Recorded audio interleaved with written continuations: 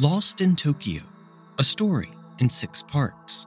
This is part 6, The Cave. As the stories of Lucie Blackman, Karita Ridgway, and numerous other victims echo in the corridors of justice, a pivotal question lingers. Is the elusive quest for justice within reach?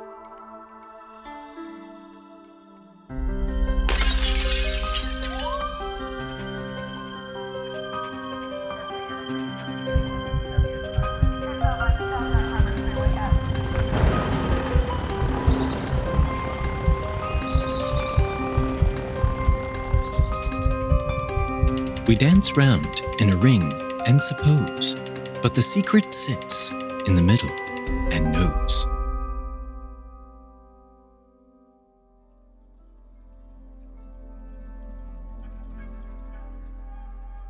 In the winter embrace of Tokyo, a magical metamorphosis unfolds, painting the cityscape with cultural richness and a gentle touch of frost. The vibrant urban streets, once alive with innumerable amounts of colors, now exude a refined allure under the delicate embrace of snowflakes, adorning rooftops and trees with a serene elegance. Amidst this tranquil landscape, the marriage of traditional wooden architecture and contemporary skyscrapers resonates like a harmonious duet, illuminated by the soft luminescence of both paper lanterns and neon signs.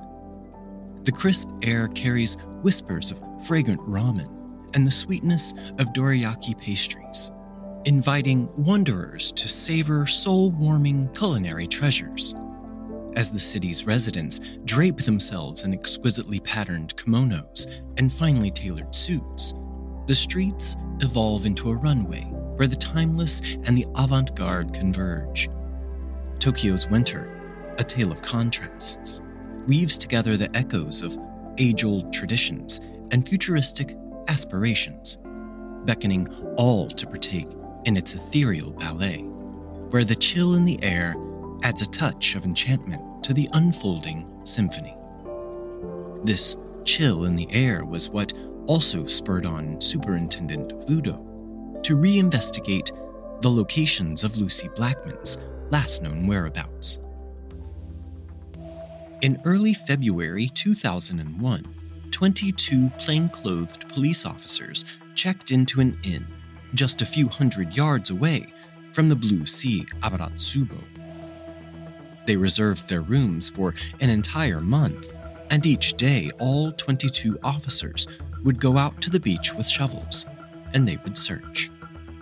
4 days later, Superintendent Udo decided that they had spread their search field out too far, and so he had the officers focus on the 250 yards of beachfront that extended beneath the cliffs next to the Blue Sea Abaratsubo. This was a rocky cliffside, and the beach was not a thriving beach used for enjoyment. Rather, it was filled with boulders and dried leaves. The beach curved around the cliff, and as you follow the beach, once you are just out of sight of any buildings, there's a portion of the cliffside that has fallen away, creating a small cave. In the United States, this would be a place that teenagers would congregate and smoke pot, and it would be filled with trash and bad ideas. But we're talking about Japan here, and so that was not the case. It was in this cave that police found something puzzling: an old bathtub, which was partially submerged in the sand covering the cave floor. At 9 o'clock in the morning, 4 of the officers began unearthing the tub and sat it to the side, and then they began to dig. It did not take long before the officers made their first discovery in the form of a plastic garbage bag that seemed to contain several lumpy objects. The sweet and nauseating smell of decomposition reached the officers just as they discovered the lumpy objects to be a human arm and 2 human feet. The officer in charge of the search efforts pulled out his phone with a shaking hand, and he called Superintendent Udo. Through tears, the officer told Udo, "Boss, we found Lucie-san.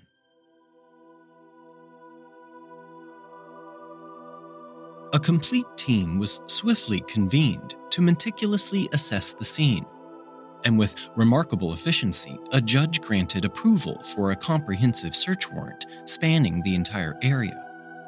Within a mere 2-hour window following the discovery, the cave's surroundings became a hive of activity, bustling with the presence of 40 officers. Simultaneously, news of the development spread with unexpected speed, drawing helicopters into the skies above the beach, while press photographers arrived in boats, gently bobbing in the sea's embrace, poised to capture the most opportune snapshots of the crime scene. The entire cave was excavated 2 feet below the sand, where investigators hit bedrock. The next part of Lucie that was discovered was her torso, laying naked in the sand. Then 2 more trash bags were found containing the rest of Lucie's remains. One of the bags contained a large lump of concrete. This concrete contained Lucie Blackman's head. The body was transported to Tokyo University Medical School for a thorough examination. It was within these confines that Lucie's head was meticulously retrieved from the heart of the concrete mass. Through careful study of dental records, medical professionals successfully established a definitive identification of the remains as belonging to the late Lucie Blackman. The Tokyo police were now hopeful that they may not have to receive a confession from Obara. Now that they had found Lucie's body, they had substantial evidence against him. But how had the police been so inept in this investigation? Lucie's body was buried just 200 yards from the apartment of their only suspect, a man they had interviewed just 5 days after Lucie's disappearance, a man witnesses told them was seen out on the beach with a shovel.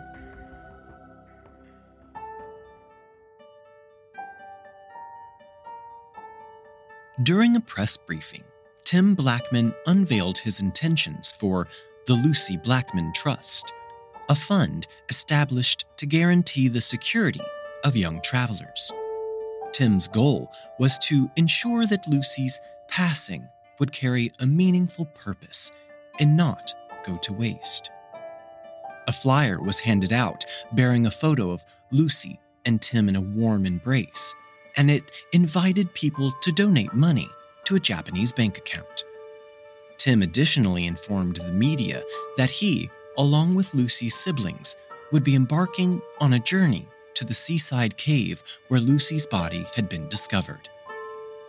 Expressing a desire for a private period of mourning, Tim conveyed the specifics of their travel plans directly to the press, thereby sharing both their need for solitude and the details of their upcoming trip. This was Rupert's first trip to Japan. As he was still in grade school, he had never been involved in the boots-on-the-ground portion of things when it came to his missing sister. Many journalists covering the case did not even know that Lucie Blackman had a brother to even mention. But when it came time to travel to Japan to bring his big sister home, Rupert insisted on going. Rupert said this about his sister: "She was always just my older sister, and I was the little brother. I didn't have a chance to build an adult relationship with Lucie in the way siblings do in their late teens or 20s. I was never mates with her, and I never will be." Rupert was immediately taken by the large city, a realm of exquisite orderliness, where the tapestry of society weaves together with meticulous precision. He noticed the bustling symphony of flawlessly timed trains, the geometric perfection of the city's layouts, and the quiet choreography of pedestrian crossings, which all bear witness to a culture deeply rooted in organization. Rupert said, I love the respect that everyone has for one another. It's humbling to see that, but it made it even harder to accept that this thing happened in this city. At the end of the week, the police took the family to the beach, where they descended a set of weathered and rusty stairs to reach the beach. Rupert wanted to see the exact spot Lucie had laid in secret for the past 7 months. He needed this to feel closer to his sister. Just as the Blackman family set foot on the sandy shore, a throng of eager reporters numbering in the dozens lay in wait. The staccato symphony of snapping cameras and whirling shutters commenced even before the sand cradled the Blackman's footsteps. Rupert had brought a bouquet of flowers to honor his sister's presence in this forlorn place. As the family walked forward toward the cave, the press followed them, snapping photos and edging ever closer to the grieving family. A surge of anger overcame Tim and Sophie, ignited by the invasive press's presence.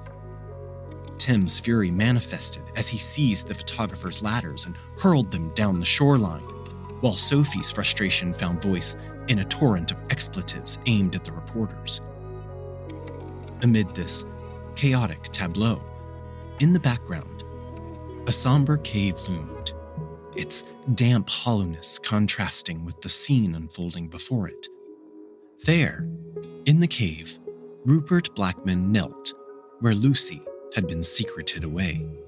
His grief poured forth in tears as he clung to a bouquet of flowers.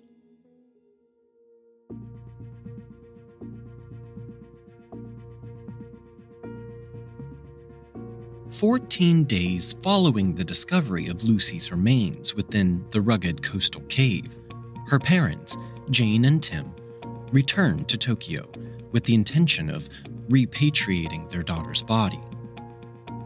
This was the first time that the two were present in Japan at the same time, although they traveled there separately, stayed in separate hotels, and did not speak a single word to one another the entire time they were in Japan. Sophie and Rupert flew to Japan with their father, and then they traveled back with their mother. Lucie's final voyage was within the confines of the aircraft's cargo area, enclosed within a sizable black wooden coffin.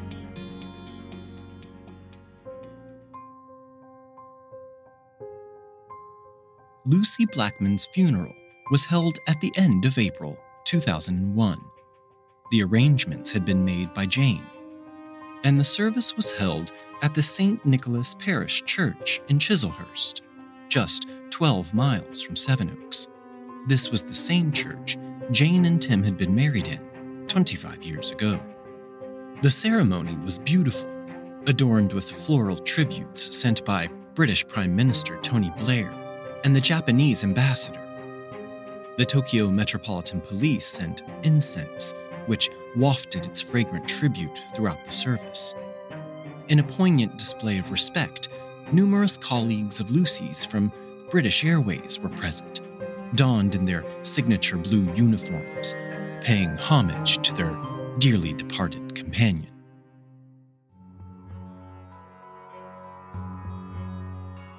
Precisely a year and 3 days after Lucie's disappearance, on July 4th, 2001, Joji Obara faced trial for the rape and murder of Lucie Blackman. This marked his 8th appearance in court, as he had previously been charged with 5 counts of rape.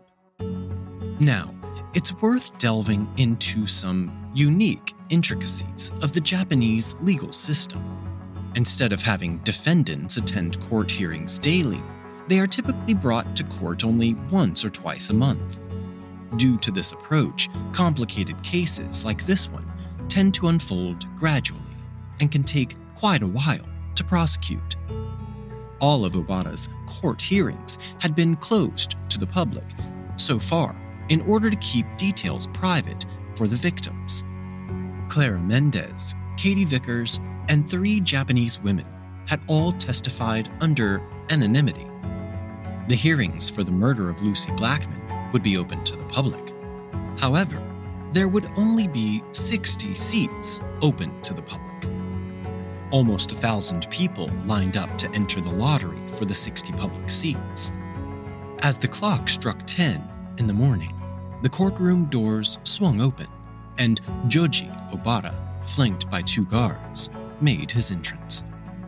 Obara stood in front of the panel of 3 judges as the charges against him were read out loud.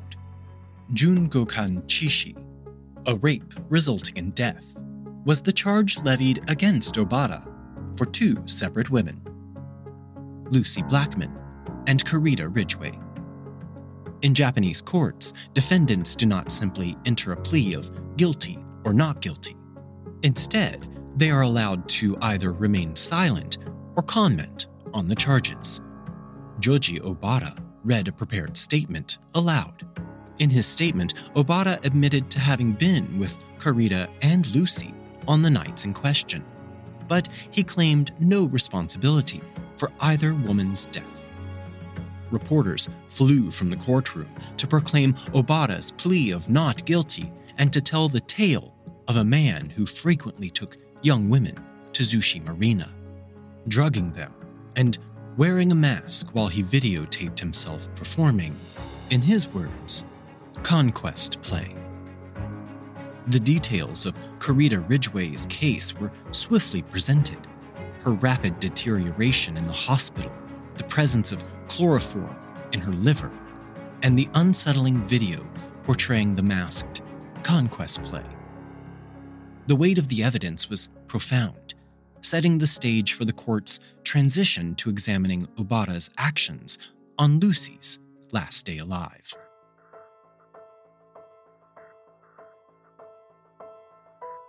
On June 30th, at the stroke of midnight, Obara stopped to purchase some provisions from a convenience store in Akasaka.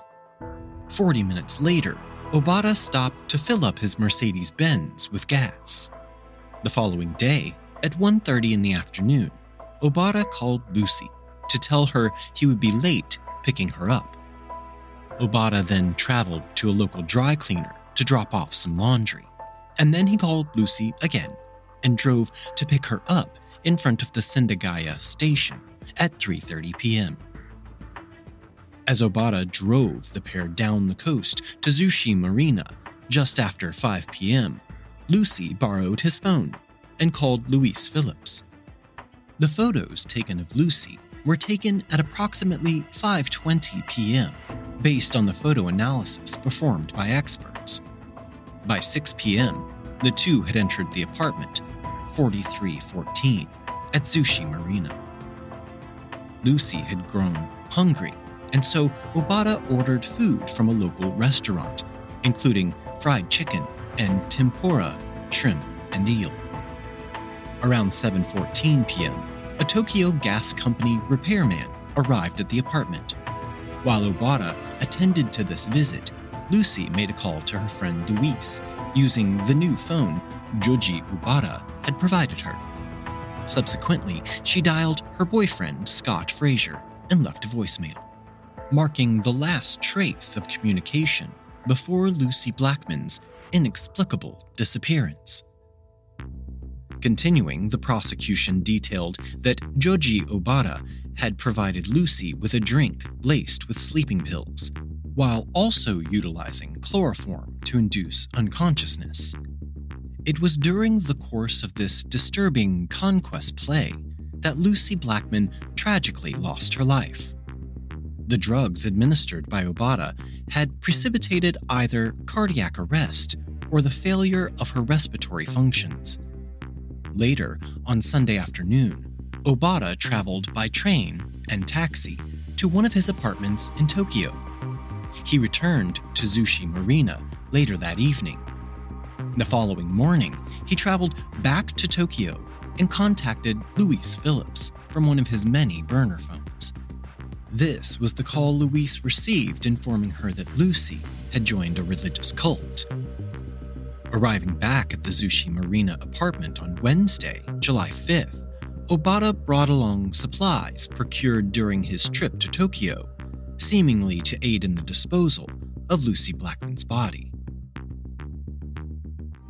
The presented evidence was compelling, yet indirect, and the charges relied heavily on Superintendent Udo and his team's gathered evidence. There existed no conclusive proof that definitively linked Joji Obara to the acts of murder, dismemberment, or burial of Lucie's remains. While no traces of Obara's DNA were found on Lucie's body, the question remained, if not him, then who else could possibly be responsible? Due to the lengthy and intricate processes within the Japanese court system, the case continued for what felt like an extended period. Hearing after hearing, prosecutors methodically presented their case, and in January of 2003, a doctor provided testimony regarding the toxic effects of chloroform. One by one, specialists took the stand to testify in the case. Anesthesiologists delved into the breathing patterns of the victims captured in the videotapes, while the caretaker of the Blue Sea Abaratsubo recounted Obara's peculiar behavior during the days that followed Lucie's disappearance. Joji Obara took the stand in his own defense, and he stood at the podium, engaging in a cross-examination conducted by his own legal team. Obara aimed to tear apart Lucie Blackman's character. Obara chose excerpts from Lucie's private diary to read aloud, specifically highlighting sections that would cause the greatest amount of embarrassment to her. These passages detailed instances of self-doubt, self-loathing, as well as her experiences with drugs and alcohol use. The court case continued on at its slow pace. Each month, Obara showed up in court and continued his assault on Lucie's character and the truth. By March 2006, nearly 5 years into the trial, it was the prosecution's opportunity to subject Joji Obara to cross-examination. The prosecution questioned Obara about his notebooks containing the notes of his sexual conquests, stretching from 1970 to 1995. 209 women who had somehow fallen victim to this serial rapist. "What do you mean by SMYK?" the prosecutor asked Obara. "What does it mean?" Obara replied that he did not want to answer. The prosecutor pressed on. "How about number 4? I gave her sleeping drugs." Or number 21, "Today, I gave her sleeping drugs." Obara's face was flush with sweat as he wiped his forehead with the small blue cloth he always had on hand. The Japanese word for sleeping drugs is suiminyaku, and so the prosecutor asked, "Does SMYK mean suiminyaku?" Obara responded, "I don't want to answer that." The prosecutor pressed on. Number 144 gave too much SMYK and CHM. I was very shaken up. What is the meaning of this CHM? Obara responded, "I forgot." Number 150, you wrote CRORO. What does this mean? Obara, once again, "I don't want to answer that." The prosecutor explained to Obara, "It means chloroform, doesn't it?" In Japanese, the word chloroform is kororuhorumu. In April 2006, Jane Blackman, Tim Blackman, and Annette, the mother of Karita Ridgway, traveled to Tokyo to provide their own evidence. The 2 women were scheduled to testify first, followed by Tim 5 days later. This was scheduled purposely by the court to eliminate any confrontations between Jane and Tim. As they arrived in the court, Chief Justice Tochigi smiled at the women and presented himself in a warm manner. He told the women, "The court has received word that the defendant has refused to appear before the court today. In Japan, a criminal trial may not proceed if a defendant is not present in court.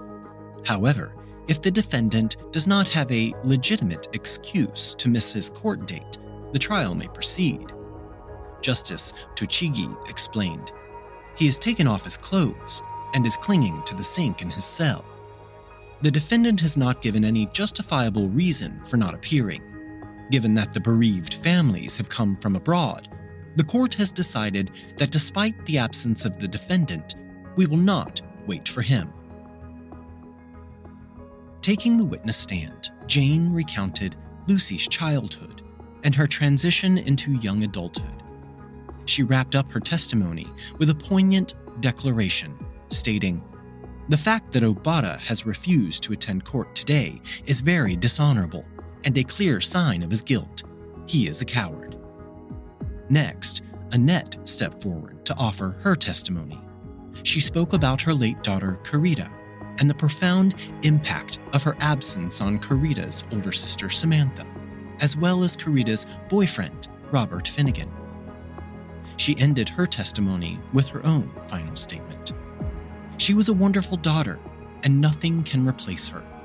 My preference for Obara's sentence is that he should be executed. However, in the circumstances, that is impossible. Therefore, he should be in prison until he dies." 5 days later, Tim Blackman appeared in court. Once again, the cowardly Joji Obara refused to appear in court. Tim spoke for half of an hour.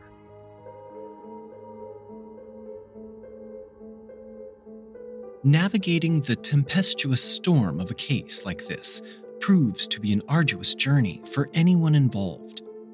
As the summer of 2006 arrived, Sophie Blackman found herself seeking an escape from the turmoil, and she pursued it through the only means she understood.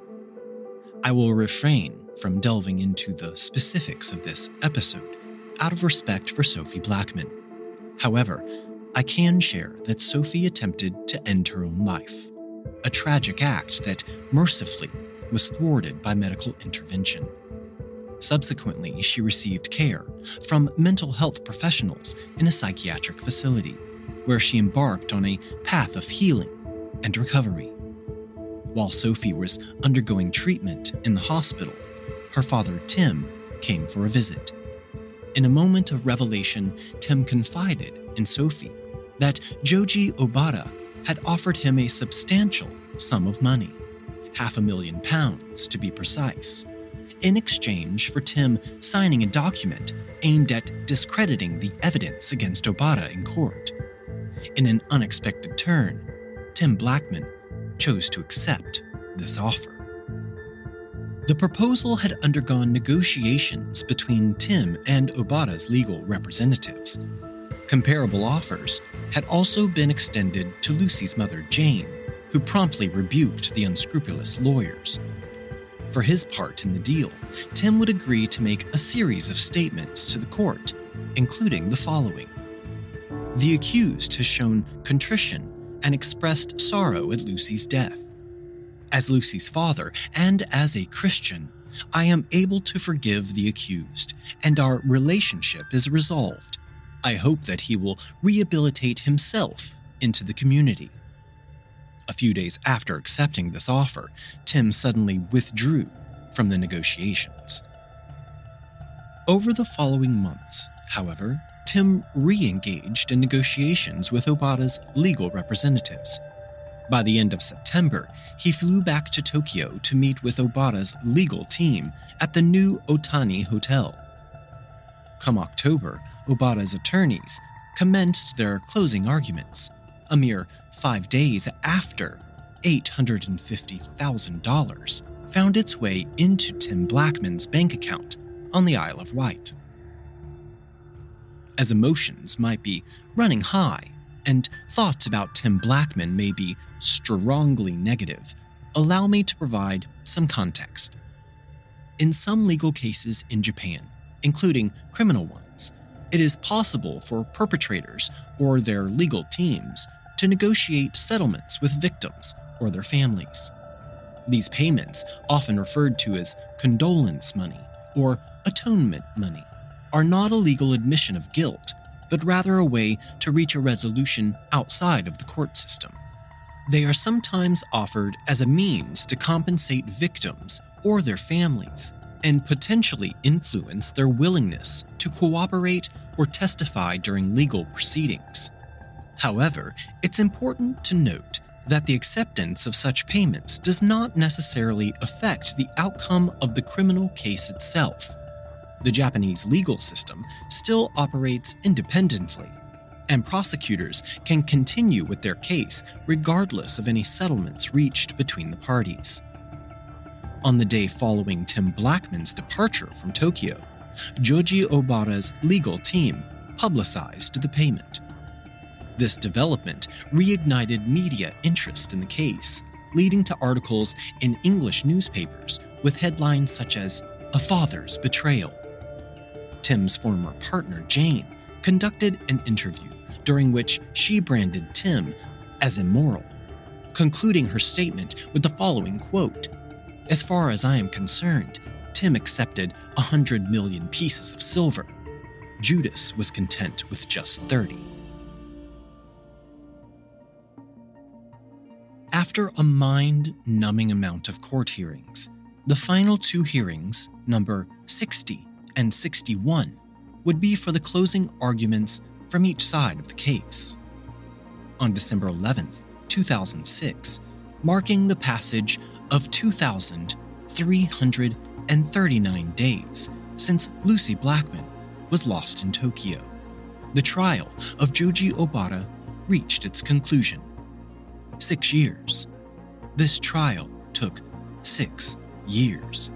An unthinkable amount of time for most of us to consider under these circumstances.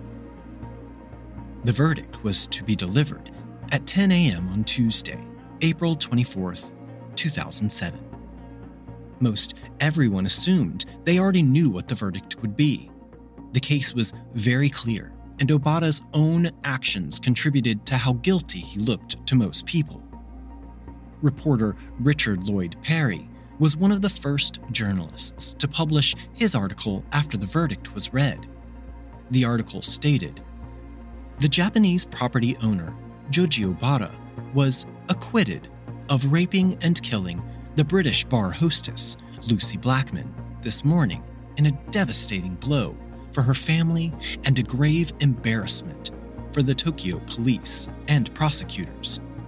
Obara received a life sentence in prison nonetheless, after guilty verdicts on 8 other charges of rape and one of raping and killing Australian hostess, Karita Ridgway.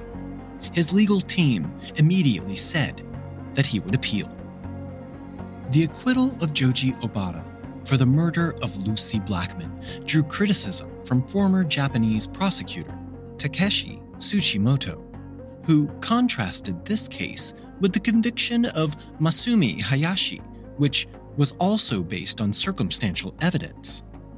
In Japan, both the prosecution and the defense are allowed to appeal court rulings. The prosecutor appealed the Blackman-related verdicts, driven by the absence of crucial forensic evidence during the initial trial. Consequently, an appeal trial commenced on March 25, 2008, within the Tokyo High Court. Ultimately, on December 16, 2008, Joji Obara was found guilty of abduction, dismemberment, and disposing of Lucie Blackman's body. In early December 2010, the Supreme Court of Japan dismissed Obara's appeal, upholding his life sentence. The stories of Lucie Blackman and Karita Ridgway are not merely chapters in a book. They are poignant narratives that stir the deepest corners of our hearts. While these tales unveil dark and unsettling truths, it is essential to remember that they do not represent the entirety of Japan or its people. The beauty of Japan extends far beyond these shadows, encompassing a society built on honor, tradition, and respect. In this land of cherry blossoms and ancient temples, where the landscape paints serene landscapes, and the metropolis's pulse with innovation. There lies a society that values unity and harmony. The intricacies of Japan's legal system do not define its essence, for in its heart beats the spirit of kinship and shared aspirations. As we delve into these secrets hidden within the folds of these stories, we must not allow them to overshadow the real Japan, a realm of deep-rooted traditions and modern marvels where kindness, humility, and a commitment to progress harmoniously coexist. The tales of Lucie and Kurita might uncover grim realities, but they do not tarnish the radiant beauty that is Japan. Thank you for joining us on this journey, and thank you for helping us in honoring the memories of those who have departed this world prematurely. Until next time, we dance round in a ring and suppose, but the secret sits in the middle and knows. Today's episode of The Secret Sits was researched and written by the host, John Dodson. All episodes are engineered and mixed by me, Gabriel Dodson. Check the show notes for links to all of our social media. Email us at thesecretsitspodcast@gmail.com. And don't forget to leave us a 5-star rating and review on Apple Podcasts.